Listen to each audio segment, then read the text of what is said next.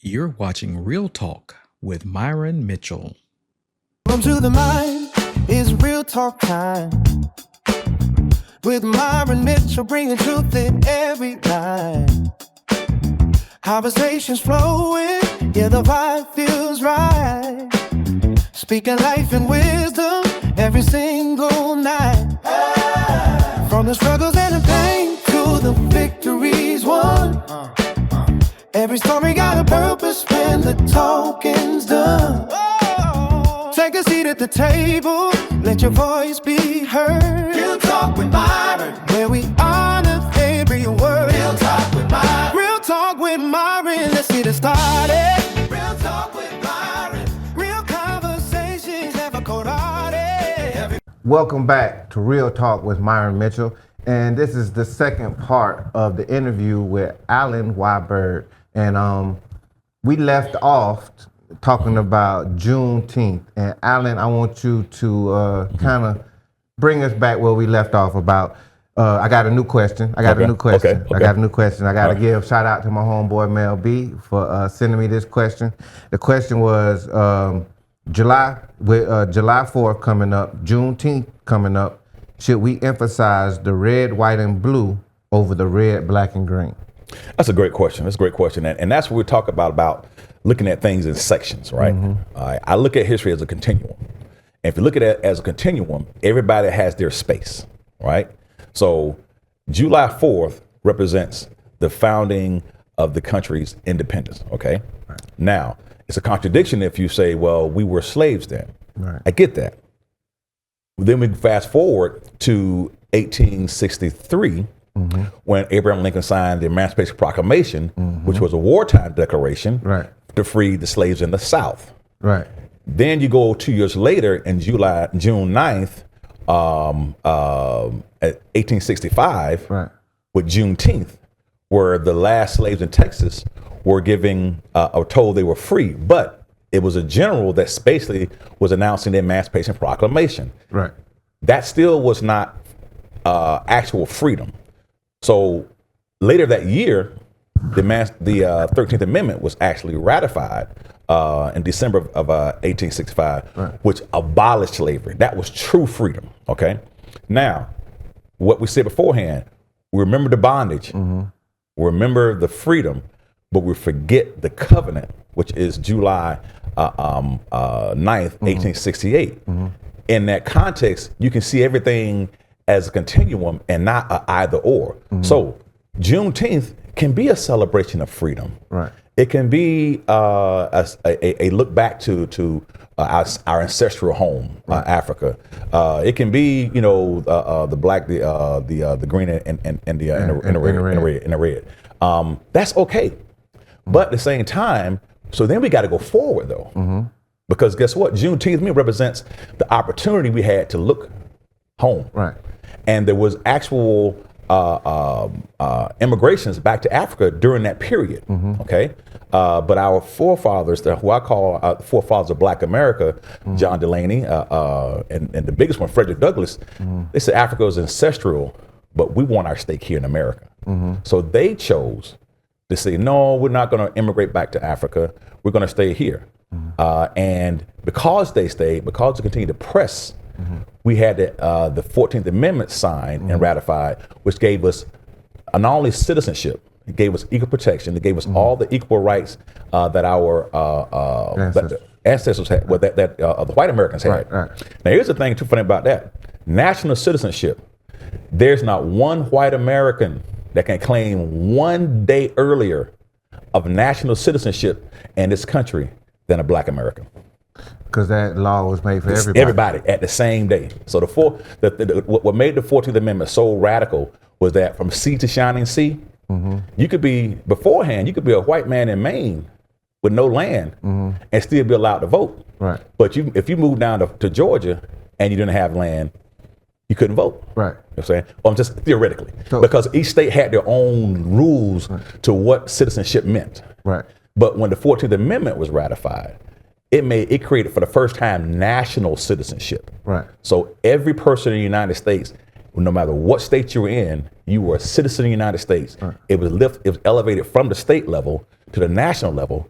And so again, without hyperbole, without exaggeration, there was not one national citizen that was any other race that got that before.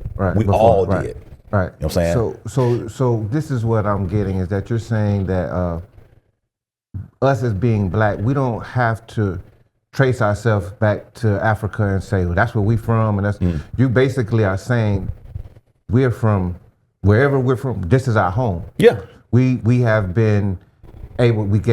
Given citizenship along with everybody else, the same time as everybody else.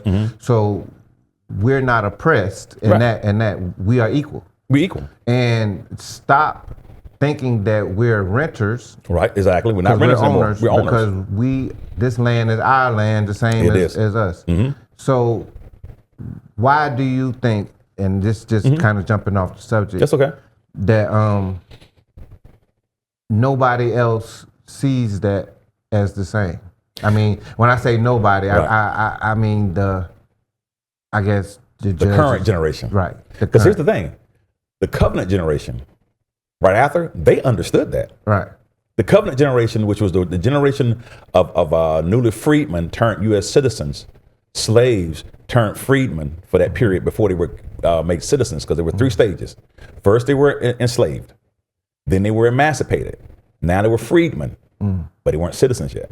Then 1868 they became citizens, all the full rights that were there. But now we had an issue of enforcement. Right. And that was the issue that generation dealt with. I call those our frontline troops, man. Right. Those guys, they understood the stakes. They understood that, listen, we had a choice.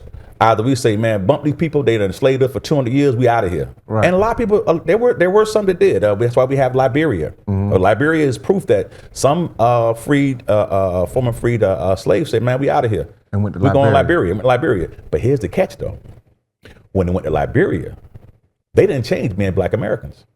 See, you would think that when these quote unquote these free black people went to Liberia, that they would have evolved and simulated into, what's the word? Not simulated. What's the word I'm looking for? When you say when you go into, I'm a lost of words, but when you basically go into that culture and now you become that culture, it was the opposite. Right. They went to Liberia, named the capital Monrovia, which was named after the American president. They established American-style government. They're actually called Liberians because they brought their American culture, their black American culture there. And they stuck to themselves. And that's what resulted in the Civil War almost 100 years later, because the indigenous and native Liberians were treated differently. They didn't learn they kept their American religion, they kept their American language, they made their flag, fashioned their flag out the American flag, because they were black Americans. And so that was proof that by the time our constitutional foundational membership into the country came, we were already a distinct people, different people, and there's no bigger proof than when we send a contingent back to Africa and they stay who they are. Isn't that crazy? Right. Right. So what do you say to the people who say the indigenous people are the people who are from the land and they should own the land? And again, I'll talk about utility, right? Right. Yeah, I have indigenous. I probably do have indigenous ancestors. Ancestors. Right. Okay, you said the words. Good ancestry, because I can't trace the lineage. Right. I have obviously European ancestry. I can't trace their lineage. I have African ancestry. I can't trace the lineage. I can only trace what's here. And again, when I say lineage, my wife and I had a discussion about this here. So there are different types of lineage, right? The one that we're talking about is genealogical lineage. Genealogical. Yes, okay. Genealogical. Okay. Genealogists love records. Right. What can you record? What can you find? What can you document? Okay. That's the strongest indicator of who you are as a people. Okay. Then you have, but you have biological lineage, which is, DNA, that kind of stuff. So that's different, right? So we want to make sure that we're not confusing the two. And as long as we don't, the indigenous people who claim indigenous lands, that's okay. But how is that going to translate into today's status? Are you, Today's you know, status. because it's the United States of America, we're a sovereign nation of which we're citizens of.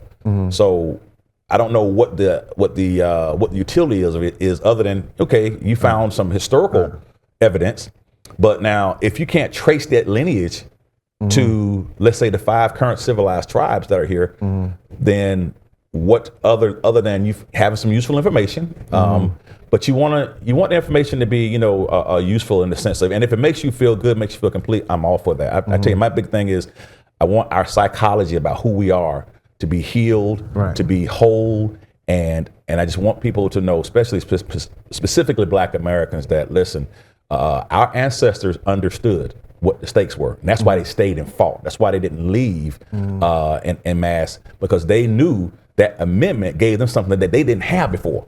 They were enslaved. And so when you enslaved, now you have this law that says you are a citizen and equal. They understood the difference. The problem with us is because they never commemorated it, because they never celebrated annually. This should be an annual celebration. So that's what you think, it wasn't enough celebration, enough commemoration to remind you, and it just went along the wayside, and it just got victimhood. So now the Ku Klux Klan and the lynchings and all those terrible, horrible things that were done to us began to be the story. It wasn't a why. There wasn't a catalyst as to why that was going on, other than they didn't think you were, you know, equal, or they didn't like you. The reason they did that was because they understood that we can't send these folks back because they own the land too. Our ancestors understood that. Even the civil rights generation understood that. The Tuskegee Airmen, Booker T. Washington, all those guys, they understood that. But somewhere along the line, I'd say just recently, with us, we forgot. Do you?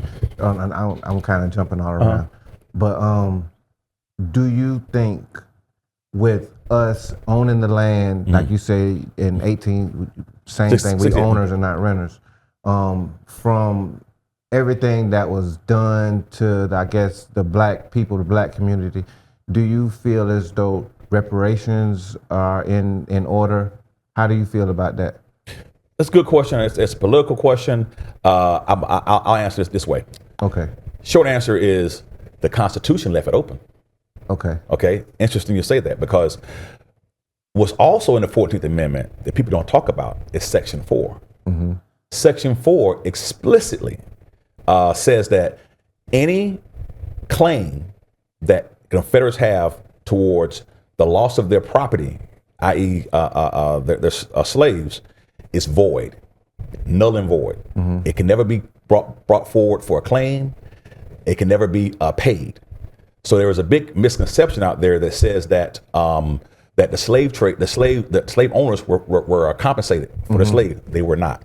All right. What happened was, and when the Emancipation Proclamation was signed, slave owners within the Washington, D.C. area were in fact compensated, because D.C. was under federal jurisdiction, and as part of the Emancipation Proclamation, Lincoln compensated those slave owners. But when the 14th Amendment was signed, they explicitly, in read Section 4, it talks about all those debts. The Union is not obligated to any Confederate debts, including, and it's in the Constitution, any compensation for former slaves. They make sure to put that explicitly in the Constitution. So there was, so again, you talk about frustration, talk about being mad. So not only are they equal, not only did they got the right to vote, we can't even make a claim for them. Now, what it didn't do, this the thing was interesting.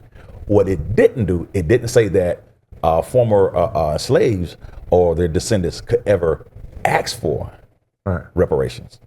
And so I go back to the historical standpoint when it comes to what is reparations, though. So that's the question we're dealing with, struggling with. What is it? The word reparation means repair. Repair. I understand the word repair. Frederick Douglass, again, we've got to go back to look at our him. He said that we've got to be prepared for that. Dr. Claude Anderson talked about reparations, but he said it should be in a way that his suggestion was that there be a Freedmen's Bank on the West Coast and a Freedmen's Bank on the East Coast. Okay, if you're going to repair that, I look at entrepreneurs. I look at people that are building, because if you're going to repair, it means you're repairing a culture. It's not just, do we want to give someone, something again, going into, the current status of it. But I would say that, the question hasn't been answered yet. But I can tell you one thing: in the Constitution, it was left open. Right. It's left open. It's left open. One was closed, and one was left open. And I asked that question because it's a question that just, a lot of people say, well, we are owed this or we are owed that. And being an owner, we can have a deed. Now we say, you know what, we have the same citizenship as you. Do you think that should give us the same, I guess, I know it should give us the same rights, but privileges, I guess, it should give us, because the privileges is not the same. And it's mostly because of your skin color.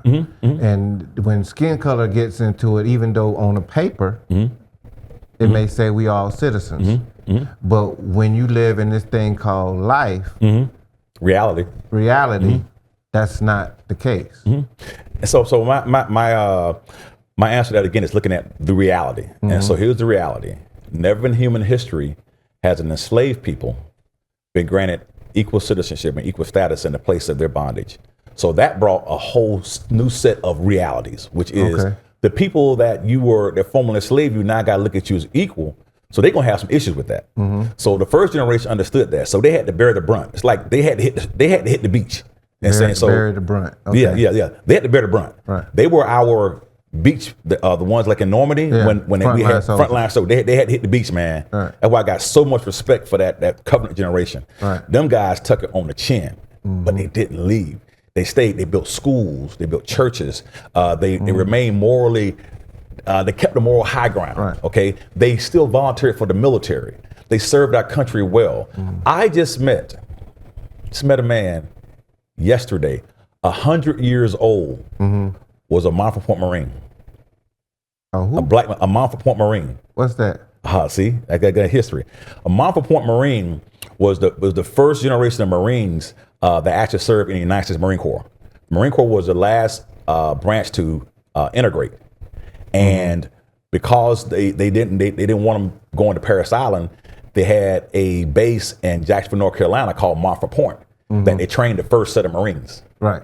And he was one of those Marines. He's 100 years old today. I took a picture with him yesterday. I just could not believe it. I'm going to post it on my thing. 100 years old and sharp. What? His brother's sharp. I think he's the top Marine. I got to get this specific, but I met him yesterday. That generation still took the moral high ground. They didn't whine and cry about injustices and all this stuff. They said, you know what, this is our country too, and we're going to continue to prove it. All the stereotypes, all the different psychological barriers that they put about we aren't worthy. They can't serve in the Marines because Marines is the top military service, and these black men can't serve at that level of valor. Sergeant Major Huff, Hashmart Johnson, and several others, and this gentleman I met yesterday, they said no. Tuskegee Airmen said no. And so part of the ownership we talk about, they said we want land, and they got land. They built, they did their own thing, entrepreneurs, and they still fought. All the different Wall Street, different areas of things that happened, those were part of the war. Those were part of the conflict that they had to endure. But even with Black Wall Street, they rebuilt it afterwards. And that's the story we got to tell our kids. That's nothing I want to get on about the Black Wall Street. Yes. But no, I just wanted to ask this question. Yes. It says, your book discusses permanence under law. What does permanence mean in a nation where laws, policies, and political power often change from generation to generation? Good question. And that's an important thing to understand. The Constitution is foundational law. Okay? Then you have the legislature, okay, that can pass laws, but even the laws that the legislature passes and even the president signs can still be challenged. Is it constitutional or not? So you can pass a law, you can have a a black nationalist, all black legislature and an all black president, and y'all pass a law that says that white people got to give up this or they got to do X, Y, and Z. That law is still going to be challenged against the Constitution Equal Protection Clause. Right. See what I'm saying? Sure. So people continue to confuse statutes and legislation with constitutional law. The Constitution is bedrock, bro. Right. You can't change that at all, no matter what. And the important thing people got to understand is that the constitutional laws puts it above the reach of a president, of a legislature, of a party, of a mood, or anything. It's bedrock, and it's been proven solid. We've only had one amendment rescinded in the history of this nation. Only one constitutional amendment. That's prohibition. That's the only one. Every other amendment that's in the Constitution today is still there. Yeah, for all the stuff we're talking about, everything that's going on. That's why people gotta understand. That's why it's so important to have civics, bro. We gotta bring civics back to school again. So people gotta understand the country and the laws they deal with. You see what I'm saying? Because if not, people saying, "Oh my God, they're gonna take away our right to vote." That is no. They can't take away your right to vote. No. And redistricting and all this stuff, those are different fights. But it's not, no, they can never take away your right to vote. They didn't take away your right to vote. Even doing all this stuff we went through, they did all kind of different, the poll taxes and all those things, but the right was still there. Right. We had to go ahead and pass the Voting Rights Act to enforce and to stop discrimination against that. Right. So it was always, the law was there. They couldn't but they did different things to kind of get around it. And that's what the fight's about. That's why when you understand you own something, you're not just gonna walk away from it. Right. Someone bring it to my house, and it's my house. Yeah. I'm on. We got problems. Yeah. But if I rent it, right. I'm like, man, I'm gonna get out of here. Right. I got this question. If the 14th Amendment established equal protection under the law, why do debates about equality continue more than 150 years later? Is this issue the law itself, its application, or something deeper? It's all the above, other than the fact that law is foundational. What's interesting about the 14th Amendment's Equal Protection Clause is that it's been used for every movement, social thing since then. Right. From LGBTQ to women's rights, religious rights, all those things has been, the Civil Rights Act explicitly said that, they continue to name different, elements and different people that are asking for equal protection under the law, even gay marriage, equal protection under the law. And so all these things were based on that foundational law that was originally for us. And that's why I said, when I heard President Trump say that, I was like, what? That it's for, he said it was originally for the babies of slaves. Right. And I can't stress how monumental that statement was for the president of the United States to say that. That was a form of commemoration. That was the U.S. government officially recognizing that this amendment was for them. Right. And everything else came after it. I've heard politicians say that we're all immigrants. No, we're not. I'm not an immigrant. Right. I've always been here. They want you to believe that. But maybe they believe that, because again, it's about commemoration. It's about understanding. Well, if they can bend you to believe what they want you to believe, you'll forget what's true, or you won't even know it's true. That's the meaning of AI. What this is coming out now is because they can bend truth. You can think it's true, but it's not. That's like they have the AI Barack, the AI this. Yes, absolutely. So you never know what's real and what's not, and that seems like in the direction in which we're heading in the new generation of a lot of blurriness. Misinformation. If there is no black and white, it's going to be a lot of gray. A lot of gray. And I think that for us, it's so important. I saw a disturbing statistic the other day that said that blacks we're at the bottom when it comes to reading comprehension skills. That's not good.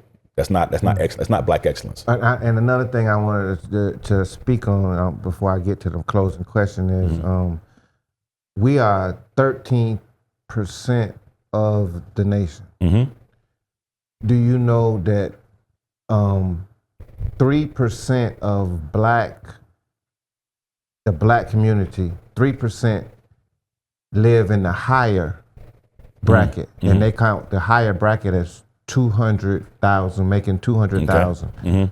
3% of black families are making that type of money. But so when we say we're owners and we sitting at the owner table and we shouldn't rent and everything is equal, it sure don't feel like it sometimes. I get it. And the thing is, we've had a generation of people thinking that credentials are more important than ownership. Okay. What happened with the civil rights movement, and again, hindsight's 2020. You don't judge. You just study and learn and make your adjustments. Say, okay, well, this went this way, so let's make this adjustment based on information we have now. The challenge we had was our covenant generation, and even the earlier civil rights generation, still understood entrepreneurship and capacity as the best way to combat historic racism and discrimination. Right. Because if you own more of your own businesses, you hire more of your own people. Right. Okay. You see that today with Hispanics, with Asians, with all those folks. Yes. They're not complaining about racial injustice and that stuff as much as we are. We're the only ones complaining about it. They make it happen. If you see a Latino person become a manager of something, what do you see get hired? Latinos and all folks. And again, that's what they do. I say this here. If you are so focused on getting a fair piece of pie at someone else's table, okay? Because again, when I say we own the house, right. I mean we own the house, right. Okay? Now, why are we spending time in somebody else's room? I got my own room over here, okay? But I want to be in this guy's room, right. And complain why I don't have the same access and same benefits as in his room as I can have my own room. Right. So I've often told people, don't worry about chasing someone else's, status. Right. Carter G. Woodson said it best. He said that I fear, in his book, the miseducation of the Negro. Right. He said he fears that we're forcing ourselves, or we're going towards credentials, doctors, masters, MBAs, to work for someone else versus being a plumber, being a laborer, because those are what I call, one of the things, because I'm a manufacturer, I work with my hands. Although I'm a manufacturer, I'm an entrepreneur, I still work with my hands, okay? Tradesmen's trade skills are the gateway to entrepreneurship. Right. Okay, and that to me is the biggest lesson we've got to understand. If you continue to whine and cry about equal status and access into a corporation that you don't own, Malcolm X said it best. He said, I respect the white man who takes his little pennies, starts his own little factory, does his own little thing, and then hires his own people. He said, but when we're not doing it ourselves. Right. So we've got to be able to look at what are we doing to mitigate that social injustice or whatever it is. So, and the more you insulate yourself, the less you deal with it. I tell people all the time, I'm an entrepreneur. I don't deal with that stuff. Not on that level. I mean, I deal with people all the time. One last story. I'll say this here to that here. I had a story. If you were you own your own farm back in the 1910s, and you were planting your stuff, and once a year you had to go to get your seeds from Billy Bob down the street, Billy Bob's supply seed. Okay, now Billy Bob is known to be little racist. Okay, and your wife says, I don't want to go down there because every time I get around him, I just don't like him. What you gonna say? Well, I'll take care. I need to get my seeds from Billy Bob. I'll get it. Yeah. I'm going. Don't worry about it, baby. I got it. I'll go get it. And she's gonna say, okay, good. Every time I get around, my skin crawl. Just don't worry about it. I got it. Now on your way to get your seeds, you got two brothers on the side saying, man, where you going? I'm going out to Billy Bob's to get my seeds for my annual planting. Man, I don't know where you're going out and getting them seeds, man. I don't know doing that racist, man. I ain't dealing with that, man. You know what I'm saying? That racist cracker, all that stuff in there. I ain't dealing with him. You like, all right, well, I still gotta get the seeds. Right. So you go get your seeds, go down and see Billy Bob. He's cordial. Hey, Alan, how you doing, man? Everything cool, Billy, how the wife doing? Everybody good and everything, They'll come get manual seeds and everything. He's all right, well, go on, get them, you go around, go on, get your stuff and everything. He might not give me the same deal he give his boys. Right. I get them seeds. Right. So on my way back my farm. Same brother on the side, telling me, man, I can't believe you're dealing with that man. I wouldn't deal with that man at all. You know what I'm saying? So I got it. So I go back. Wife like, hey babe, I got the seeds. She's like, oh, good, because you know what? I just couldn't deal with it. I just get too emotional and everything. I get it, baby. That's why I'm here. Right. All right. I got the seeds. I got employees I got to take care of. Right. Playing that stuff, everything good. Season go, everything good. I'm walking back out. Them same two brothers on the side. Hey man, you know, you think you could loan me a couple $? Right. Man, get the fuck out of here. Right. What? So that's the stuff that like people don't understand. You can't sit here in 2026 and act like, oh my God, it's so injustice that I can't operate. Right. When you look at what our ancestors had to operate in, right, and they still built businesses still. So don't give me that. It's hard for me to feel sorry for people in the 2026 wanting like, oh, I can't start a business. And like you said, everybody else is doing it. So you're gonna boycott the Asians. The reason the Asians got money is because I'm in the beauty industry. Yeah, that's the new thing. That's the new thing. Yeah, like I'm in the new industry. Like you know how many black beauty supply stores we got in cities all over the place that black people have walked by forever and won't shop with them. Mm-hmm. And so no, I'm not here. That's what they're saying. We gotta go, but they were saying that the blacks are now boycotting going into the Asian shops because they say the Asians won't come in our store and buy anything. You know, that's just what I heard, but that's been going on for years, so it's still gonna go on, and you know, it's nothing that we can do about it. Power. Carl G. Wilson said, it's all about leverage, man. Yeah. It's all about power.